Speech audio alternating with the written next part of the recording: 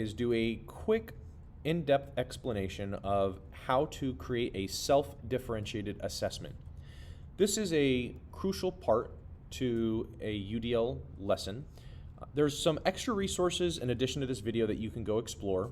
Obviously, the self-differentiated assessment page will have some resources there.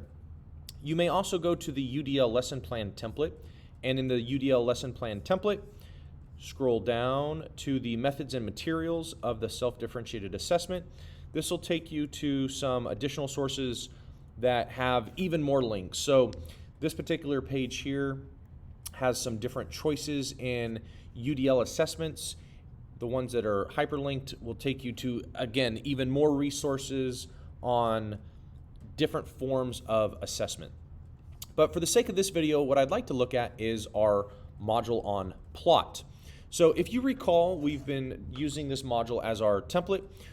We've already discussed goal settings, what are our learning targets, what do we want students to know by the end of this module. We've discussed mini lessons, this is the direct instruction. We've allowed students to go and learn plot on their own. We've provided some resources and some ability for them to go explore. This happened in the self-differentiated learning. And now we're finally at the point where students need to be assessed. Have they learned plot?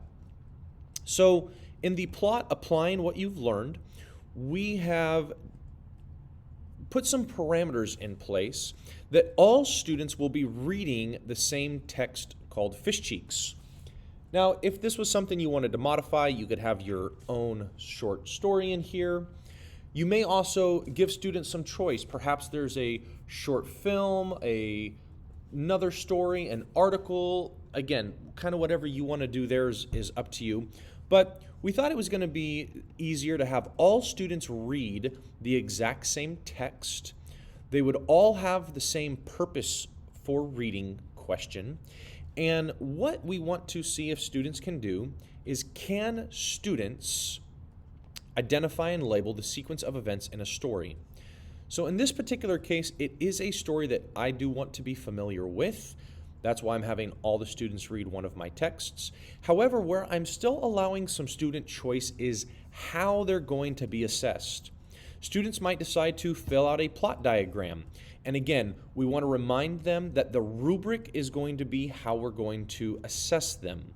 So students are going to have to be reminded, make sure as you're doing your plot diagram that I can use this rubric and I can grade it based on this rubric. Perhaps students are more creative and want to do a slide presentation, and again, they can make a copy of some slides.